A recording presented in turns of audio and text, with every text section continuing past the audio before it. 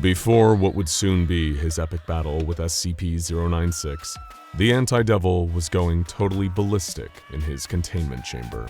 He was bouncing off the walls like a pinball, rage coursing through his big blue body. How can an organization as feeble as the SCP Foundation capture a being as powerful as the mighty Flumbo from the hit game Garten of Banban 8? The Anti-Devil was unleashing anti-hell in there with all of his given strength, firing energy beams and fireballs and Sith-style force lightning. If he ever got out, terrible things would happen, and only an equally powerful anomaly like SCP-096 could stop him. But we'll get to that later in the video. The chamber itself was reinforced with special Foundation tech designed to block the Anti-Devil's powers. Outside, a group of researchers monitored his behavior through camera feeds and took notes. "I almost feel bad that we had to contain him," said one of the younger researchers whose soul hadn't quite been deadened by this job just yet. You know, because his in-game backstory is that Banban trapped him in a closet by tricking him into thinking it was just a game of hide-and-seek. That may be true, but it was necessary nonetheless, an older researcher said. Who knew that he developed the anomalous ability to exit the game via the player's home computer and kill them? All things considered, it's really something we should have seen coming. At least now we've contained him, he definitely won't get out. But that poor scientist had no idea that he was in an SCP Explained Versus video. While the containment chamber itself had been designed to specifically stop the kinds of powers that the Anti-Devil possessed, the same was not true for any other foreign objects left in the chamber. Earlier that day, containment specialists were scrambling to build the chamber on short notice. The sudden release of the new Garten of Banban game had already killed some 30 million people across the continental US and beyond. In the chaos, one specialist dropped a pen.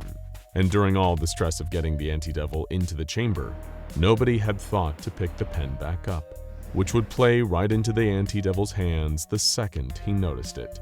And that second was now. Using his reality-warping Anti-Devil powers, he changed that pen into a hydrogen bomb and exploded it. It ripped the containment cell to pieces and destroyed a quarter of the containment site, also killing those unfortunate scientists we were hearing from earlier. It was sure to be an absolutely legendary rampage, where the Anti-Devil might even harness all the Epic Foundation weapons and use them to do even more damage. So the surviving personnel at the site decided to cut out all the filler and do the last resort first. They sent in a drone holding a little Polaroid photo of SCP-096's face, which showed it to the Anti-Devil and immediately exploded. But him seeing that face even for an instant was enough for the battle to be on like Donkey Kong. The Shy Guy bounded out of his cell like someone had wedged a firework between his butt cheeks, screaming bloody murder. He made a beeline straight through the chaos and grabbed onto the Anti-Devil, pounding him with his clenched fists. The Shy Guy was a lot more dangerous than the Anti-Devil thought, and we were sure to be in for an epic fight, and it's going to get even more epic later in the video. However, as the Shy Guy punched and clawed, he realized that, strangely, the Anti-Devil felt a lot like concrete. That's when the Anti-Devil disappeared, revealing that the Shy Guy had only been attacking an illusion. The Anti-Devil appeared behind the Shy Guy and threw a fireball as hot as the Anti-Hells at him. It burned some of the skin off the monster's back and revealed the indestructible skeleton underneath. Shy Guy shrieked, and Anti-Devil, childish little turd that he was, had a giggle at the lanky monster's expense. Run as fast as you can. You can't catch me. I'm the Anti-Devil. It laughed. I have full power here. My singers don't even need to rhyme. The Shy Guy lunged for the Anti-Devil and gave chase as the cackling Garten of Banban enemy floated away. If there was one thing that SCP-096 hated more than people seeing his face, it was lazy half-rhymes. Looking at you, Lin-Manuel Miranda.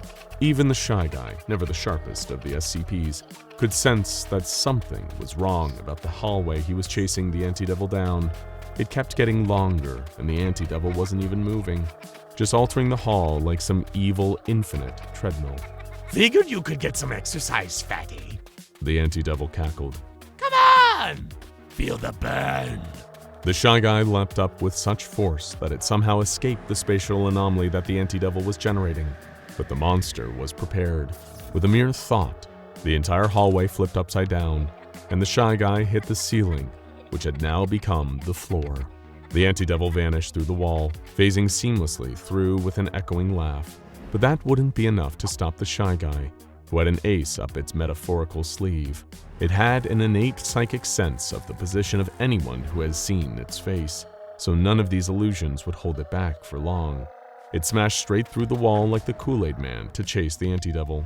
But rather than landing in another similar Foundation hall in a cascade of brick dust, 096 instead landed in the center stage of a dark auditorium. The shock of this gave it pause for a moment. What in the flying frick was going on here? The lights went up all over the auditorium, revealing he was in the middle of a set of stands the size of the world's biggest football stadium. And in the crowds, the white-faced ghouls of every single person that SCP-096 had ever killed were staring, all staring at his face. And as the Shy Guy felt the terrible pain of being seen, it got worse. The guild zombies in the crowd started growing extra eyes as the eyes they already had started getting bigger, and then they all began to chant, "We see you, Shy Guy. We see you. We see you." He started to cry and weep with fear until he noticed a weirdly familiar sight in the crowd. The grinning Anti-Devil Flumbo, his bizarrely ripped muscular body glowing fluorescent blue. And when the Shy Guy noticed him, the illusion began to melt away. The crowd turned to dust. The stadium fizzled until all that was left was the Anti-Devil floating in the middle of the room. So ungrateful, He said in that same petulant voice as before. I thought you said you liked an audience. Or was I confusing you with somebody else? The Shy Guy, not being much of a talker, instead ran towards the Anti-Devil at full speed, ready to absolutely obliterate this annoying blue loser. But just as he was doing this, the floor collapsed underneath him, revealing a huge dark chasm with pointed spears, rotating buzzsaws, and lethal razor blades waiting. With its animal instincts, 096 vaulted onto the side of the chasm and dug in its claws, managing to get a foothold and avoid falling to that terrible fate. Even the Anti-Devil had to admit, this thing's tenacity was genuinely pretty impressive. As 096 began to claw its way up the side of the chasm towards the Anti-Devil, the Garten of Banban monster decided to return fire and show the Shy Guy just how dangerous it could be. First, of course, a few extra ultra-hot balls of anti-hellfire, which charred and blackened the Shy Guy momentarily, but didn't do anything to halt its advance. But the Anti-Devil was just getting started. We're not even close to the most epic part of this fight, but believe us, you'll know it when it happens. The Anti-Devil shifted tactics, unleashing bursts of freezing air at 096. If the cold couldn't slow the monster, then maybe it would slick the chasm walls with ice, forcing the thing to lose its grip and tumble into the glittering bed of jagged agony below.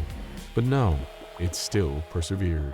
And much to the Anti-Devil's genuine shock, firing acid balls or using its Sith lightning didn't seem to do the trick either. You may be dumb, The Anti-Devil said. but you sure are determined. I'm going to blow this popsicle stand. Find me again for the next stage of our fun little game. The Anti-Devil seemingly blipped out of the room again. This time, a doorway opened up in the wall next to the Shy Guy to give him safe passage into the next area of this Banban Brainiac's monstrous, twisted game. And given that SCP-096 wasn't the type to look before it leapt, it decided to barge straight through the door and continue the chase. He's really the perfect anomaly when you want your entertainment extremely fast-paced. The Shy Guy ended up in another honeycomb of offices behind the door. So this was where all the pencil pushers and number crunchers of the SCP Foundation liked to hang out. The Shy Guy didn't concern himself with such questions, especially when in search and destroy mode. On a good day, he had the complex inner life of your average tennis ball. But in times like this, there was nothing on his uncomplicated mind but violence and destruction. But his internal sensor was somehow off. Such a thing was thought to be impossible. He was getting readings of the Anti-Devil's presence in multiple locations, and had no idea which one he would actually be in. This had never happened before. Hey, dummy! Said a voice inside one of the cubicles. Over here! Yoo-hoo! That definitely narrowed it down. The Shy Guy sprinted for the cubicle and barreled straight in through the diving wall, where the Anti-Devil was crouched and waiting. Oh, so close, but so far! As the Shy Guy shrieked and extended his claws, they simply sank into the Anti-Devil's body, That's when he realized the terrible bamboozle that had been leveraged against him. This wasn't the Anti-Devil. It was a perfect simulacrum made out of Gouda cheese and colored in with Sharpie, and right underneath was a powerful explosive. If this was a Looney Tunes cartoon, at that moment, he would have held up a little sign that said, "Eep." Then that itsy-bitsy big boy boomeroo went off, enveloping the Shy Guy in a wave of searing chemical flame. It set the entire sector of the office on fire and reduced 096 to a mere skeleton with wisps of smoke coming off of it. A number of Anti-Devils rose up from behind different burning cubicles to laugh in unison at the Shy Guy's misfortune. Surely that would have done it in for good. But the Anti-Devil had once again made the terrible mistake of underestimating the sheer endurance of SCP-096. Even in skeletal form, he turned on its heels and sprung towards the Anti-Devil.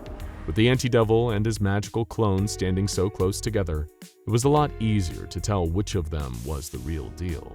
Shy Guy wasted no time in tackling the little snozberry to the ground and beating the Gavanium mucus out of him with the most extreme of prejudices. For the first time since he was first released from that closet in his hellish state, the Anti-Devil felt genuine fear for its life, suffering terrible pain from the many fistfalls of his anomalous attacker. This would call for some slightly more extreme measures. You fight well here. The Anti-Devil said, spitting out a bloody tooth. Well, let's see how well you do on my turf. Suddenly, SCP-096 felt the universe warp and change around him. He was being dragged out of reality itself by the Anti-Devil into a strange, terrifying, and impossible place. The setting of Garten of Banban 8. Oh God, there's 8 of them. The locales of our own world transformed into a discordant mix of glossy Skittles vomit playground fever dreams and stock Unity asset prison dungeons and basements. It made the containment chambers of the SCP Foundation feel like a treasured childhood memory. In this new space, where the Anti-Devil controlled the very code of the universe, the Alpha and the Omega, the horizontal and the vertical, SCP-096 was at an almost impossible disadvantage. The very first thing that the fiendish Flumbo did was massively reduce the stats on 096's damage output. A hit from him was now about as powerful and painful as being lightly tapped by a teaspoon, while also nerfing the monster's speed to that of a snail with a Zimmer frame. Ah, that's more like it. The Anti-Devil said. Now, let's have some fun with you, little man. The Anti-Devil suddenly became twice its size, with larger and scarier fists, each with buffed damage output. It went absolutely ham on that little sucker, hammering him into the ground like a tent peg. And in the Shy Guy's massively nerfed state, these hits were all actually hurting. It was the closest to death that the previously thought to be indestructible monster ever came. As the Anti-Devil prepared to completely erase the Shy Guy from reality itself, and in the process fulfilling a lifetime ambition for Dr. Dan, he suddenly felt his powers being sapped from his body. Digital tranquilizer darts hit his back, as Mobile Task Force operatives from Special Task Force Sigma Balls, codenamed Heated Gaming Moment, closed in. These were operatives who gave up their physical bodies to exist purely as digital avatars in the gaming sphere, and they had been instrumental in capturing Flumbo in the first place. With the elite gaming tranquilizer filling the Anti-Devil's low poly veins, the digital abomination fell to the ground and was recaptured, along with the digital avatar of SCP-096. Using a 3D printer and a lot of raw beef, the Foundation reconstituted the beings back into physical space and locked them into their containment space again. SCP-096 did what it always did and moped balefully in its big metal cube. The Anti-Devil sat in its own chamber, which now had a sign reading, "No pens allowed under any circumstances. Yes, even you, Jerry," posted outside. But the Anti-Devil wasn't upset. In fact, it was some of the most fun he'd had in years. And if just one strange little toy in here is that much fun, he said to himself. Imagine what it'd be like if I got some more of them off the bench and into the game too. Now go check out SCP-3999, I'm at the center of everything that happens to me, most evil SCP ever, or most shocking SCP experiments gone wrong, 13 insane stories, for more.